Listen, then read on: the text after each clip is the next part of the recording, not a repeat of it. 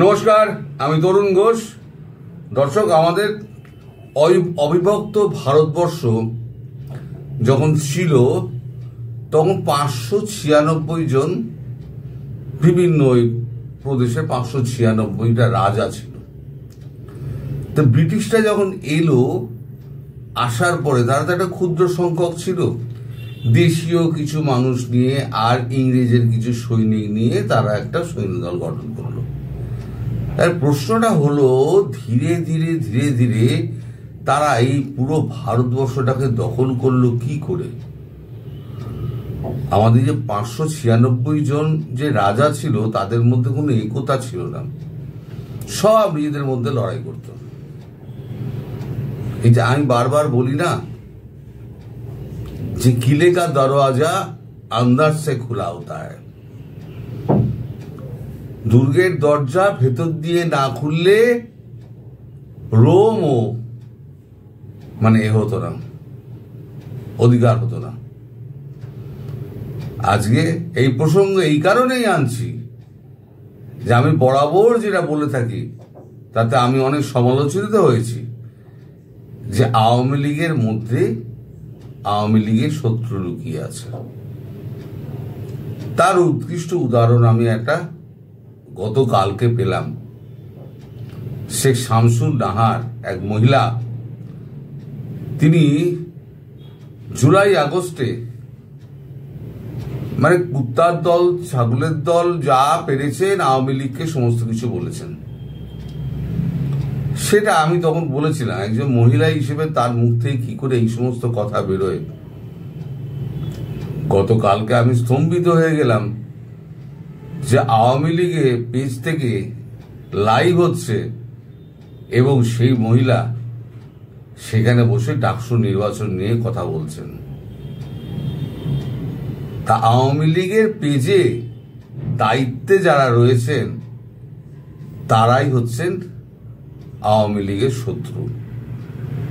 এটা আমার ব্যাখ্যা, আপনাদের কি ব্যাখ্যা হবে আমি জানি না, কারণ আমি বাংলাদেশের আভ্যন্তরীণ রাজনীতি নিয়ে খুব একটা কথা বলি না। আমি কথা বলি ইন্ডিয়া পার্সপেক্টিভে, বাংলাদেশ, এর বাইরে আমি কিছু বলি না। কারণ আপনাদের দেশের রাজনীতি আমারও তো মাথায় ঢোকে না, আর কখন কি পাল্টি খায় আমাদের দেশের মতো না। একটা আওয়ামী লীগ ছাড়া যারা আছে তারা কেউ হৃদয় দিয়ে রাজনীতিটা করে না। তো যাই হোক, এই যে আওয়ামী লীগের ভেতরে যে শত্রুগুলো রয়েছে, যারা ফেসবুক কন্ট্রোল করছে, আমার তাদের কাছে একটা প্রশ্ন, ভাই, আমি যদি বিদেশে থেকে শেখ হাসিনাকে ভালোবেসে, বঙ্গবন্ধুকে ভালোবেসে, আমি যদি এই 13টা মাস গালমন্দ খেয়ে লড়াই করতে পারি এবং একদিনও এত ধমক খাওয়া সত্ত্বেও, এত হুমকি আসা সত্ত্বেও, এত আমাকে ব্লক করে দেওয়া, এত কিছু আমাকে দাবিয়ে রাখানোর যে যত রকম চেষ্টা প্রচেষ্টা আছে, ইউটিউবে আমার নামে রিপোর্ট করে এত কিছু করা সত্ত্বেও আমাকে দাবিয়ে রাখা গেল না। কিন্তু আপনারা কিসের স্বার্থে, এটা আমার প্রশ্ন, কিসের স্বার্থে আপনারা এই মহিলাকে আপনাদের ফেসবুক পেজ লাইভে অনুষ্ঠানে আপনারা ডেকে পাঠালেন? এটা আমার প্রশ্ন আপনাদের কাছে, যারা ছাত্রলীগের পেজটা চালান। তাহলে কি দাঁড়ালো? আমার যে কথাটা, কিলে কা দরওয়াজা আন্দার সে খোলা হতা হ্যায়, বাইরের শত্রুকে আপনারা আবার ঘরে ডেকে আনছেন। আপনাদের শিক্ষা কোনোদিনও হবে না। হয়তো আবার সবকিছু ঠিকঠাক হয়ে যাবে, কিন্তু আপনাদের জন্য, আপনাদের কিছু সংখ্যক লোকের জন্য, তখন এই বিদেশে যারা বসে আছে তারা ওঁত পেতে থাকবে। ওঁত পেতে থেকে তারা আপনাদের আবার অনিষ্ট করার চেষ্টা করবে এবং আবার আপনারা বিপদে পড়বেন। সেই জন্যই আমি বারবার বলি, এই শেষবার ভারতবর্ষ বাংলাদেশের ব্যাপারে একটা নাক গলাচ্ছে, এরপর আর গলাবে না। কারণ ভারতবর্ষ বুঝে গেছে আওয়ামী লীগের যারা রাজনীতি করে এই রাজনীতির লোকেরা ঠিক নয়। কারণ এরা বারবার গন্ডগোল করবে 50 বছর বাদে, আবার বারবার আমাদের ভারতবর্ষের ওপরে ডাকবে ভারতবর্ষ ঠিক করুক। তা আমি যখন বলেছিলাম ভারতবর্ষ কি ঠেকা নিয়েছে নাকি, যে বারবার আপনারা বিপদে পড়বেন, ভারতবর্ষ এগিয়ে গিয়ে ঠিক করবে, ভারত কেন করলো না?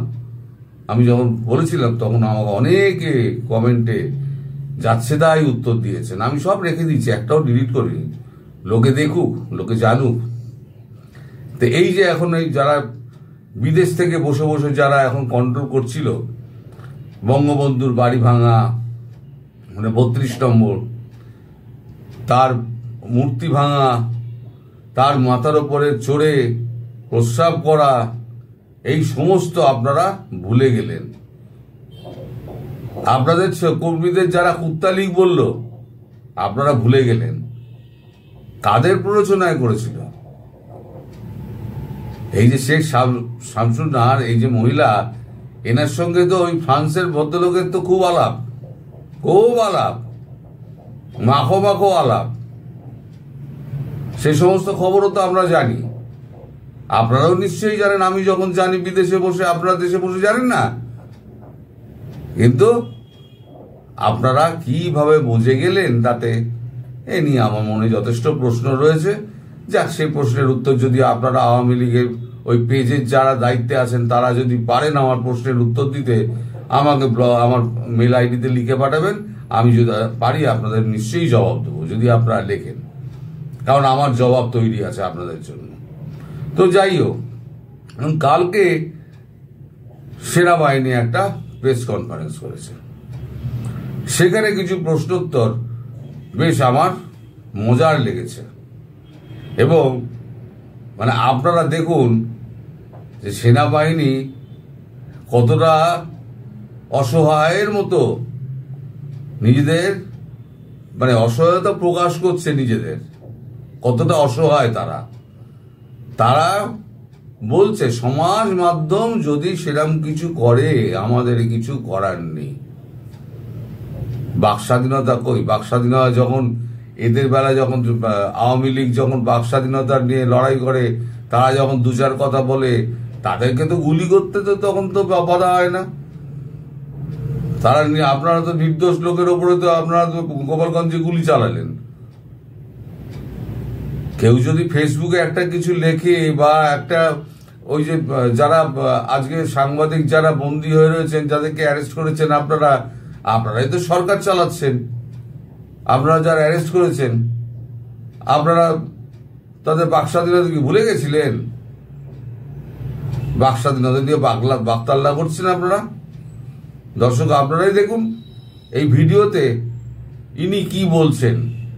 তারা তাদের অপপ্রচার বা মিথ্যাচার করছে, এটা আসলেই অনাকাঙ্ক্ষিত এবং অপ্রত্যাশিত করে যাচ্ছে। আমরা কিন্তু এই দেশেরই সন্তান, সেনাবাহিনী কিন্তু বাইরের থেকে কেউ আসেনি।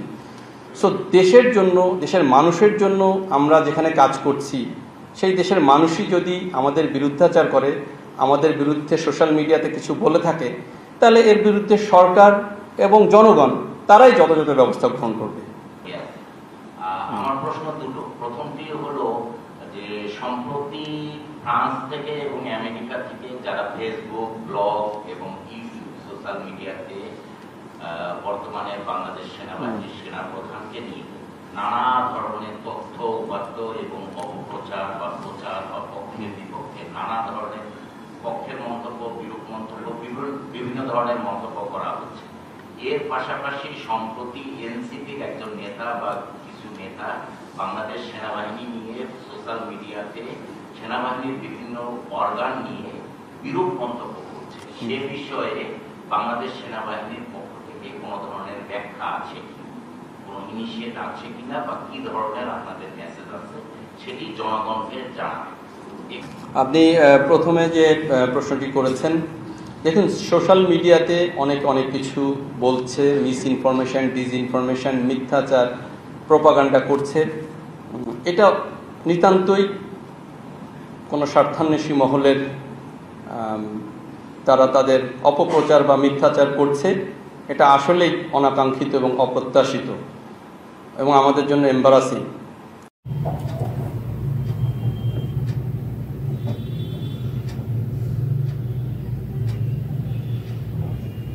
স্টার্ট। এখন আপনারা প্রশ্নও শুনলেন, আবার তার জবাবও শুনলেন। তো এই জবাবের মধ্যে দিয়ে আপনারা কি বুঝলেন? আমি যা বললাম সে তাই কিনা, যে ওরা দেশকে ভালোবাসে না, আমরা দেশকে ভালোবাসি, আর আমরা দেশের জন্য করছি। কেউ যদি তাতে যদি অন্যরকম ভাবে তাহলে সেটা তাদের দোষ, সেনাবাহিনী কিছু বলবে না। একটা নপুংসক সেনাবাহিনী ভারতবর্ষের সঙ্গে নিজেদের তুলনা করে, তারপরে আবার এয়ার ডিফেন্স সিস্টেমের কথা বলছে এইখানে।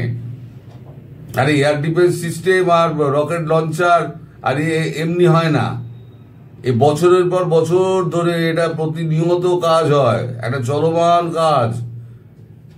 ভারতবর্ষ সেটা গত 14-15 বছর ধরে করে এসছে, সেটাকে আপনারা 6 মাসে করে ফেলবেন?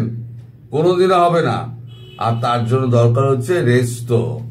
সেই রেস্তো কি আপনাদের আছে সেটা ভেবে দেখুন। এমনি তো দেউলিয়া অবস্থা। ভারতবর্ষে গালাগাল করতে পারলে আর ছাড়েন না, এদিকে ভারতবর্ষ ছাড়া চলবেও না। ভারতবর্ষই সব বন্ধ করে দেয়। এই তো এইবার 2026-এ আমরা জল চুক্তি আছে, নবায়ন হবে বলে মনে হয় না। যা হলো ওই ইন্দাস ওয়াটার ট্রিটির ব্যাপারে যেরকম হয়েছিল না, ওইরকম হবে। যারাই বড় বড় বাকতাল্লা করছেন না ওই ফ্রান্সে বসে আর আমেরিকায় বসে, তাদেরকে দেখবো। আরে এখন তো আপনাদের সরকার, তাহলে নির্ভয় আসছেন না কেন? দেশে আসছেন না কেন?